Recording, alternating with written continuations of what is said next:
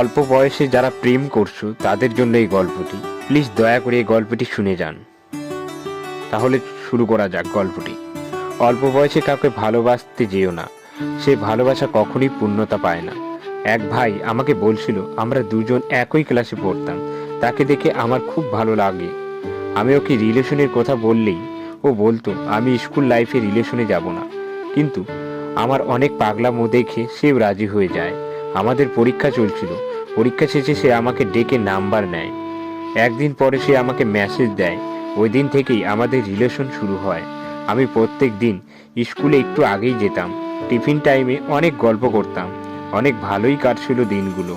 হঠাৎ তার পরিবার আমাদের রিলেশনের কথা জেনে যায়, তাকে অনেক বকাবকি করে। কিছুদিন যাওয়ার পরে আবারও কথা বলি, তখন আবারও তার পরিবার জেনে যায়। তাকে তার বাসা থেকে তার বিয়ের কথা বলে। সেই দিন অনেক কান্নাকাটির পরেও তার মা বাবা তাকে বিয়ে দেওয়ার জন্য কথা বলে। ছেলে ঠিক করেছে। আমরা দুজন অনেক কান্নাকাটি করেছি। সেই দিন ছেলেরা দেখতে আসেনি। তার মা তার মাথায় হাত রেখে বলেছিল আমার সাথে সে যেন না কথা বলে। সে আমাকে অনেক বেশি ভালোবাসতো। এসব হওয়ার জন্য সে আমার সাথে একটু কম কথা বলে। কিছুদিন যাবার পরে সব কিছু আবার আগের মতো ঠিক হয়ে যায়।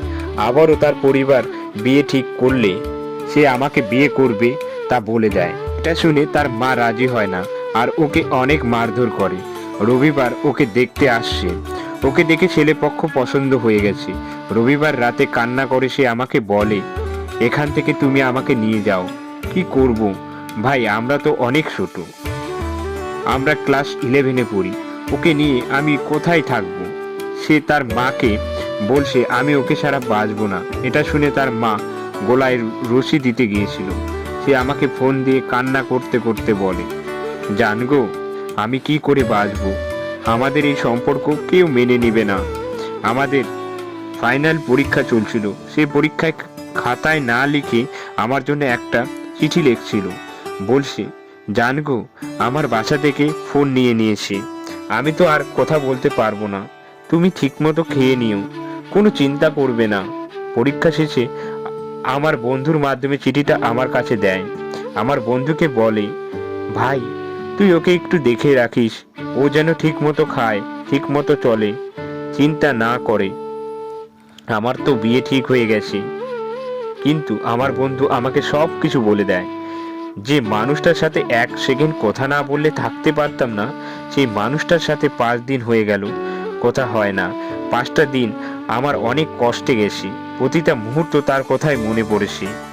কিন্তু আজ সকালে জানতে পারি তার নাকি বিয়ে হয়ে গেছে। এটা শোনার পর আমি একদমই ঠিক নেই।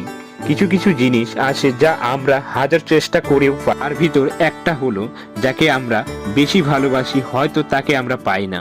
বেশিরভাগ ভালোবাসার মানুষটিকে হারিয়ে ফেলি পরিবারের জন্য। কিন্তু আমি পরিবারের দোষ দিব না। সব পরিবার তার সন্তানের ভালো চায়। সন্তান কি চায় সেটা একবারও পরিবার কখনো ভাবে না। পরিবারের জন্য অনেক ভালোবাসাই পূর্ণতা পায় না। আরে ভাই, আপনার প্রিয় মানুষটি ঠিক থাকলেও তার পরিবার তাকে বিয়ে দিতে বাধ্য করেছে, যেহেতু আপনারা দুজন একই ক্লাসে পড়াশোনা করেন। এই জন্যই তার পরিবার আপনাকে মেনে নিতে অস্বীকার করেছে। আপনার সন্তান কি চায়, আপনার সন্তানের কি দরকার, এটা সব সময় ভাববেন।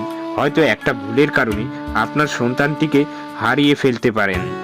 আমার কোথায় কিছু ভুল হয়ে থাকলে ক্ষমা করে দেবেন।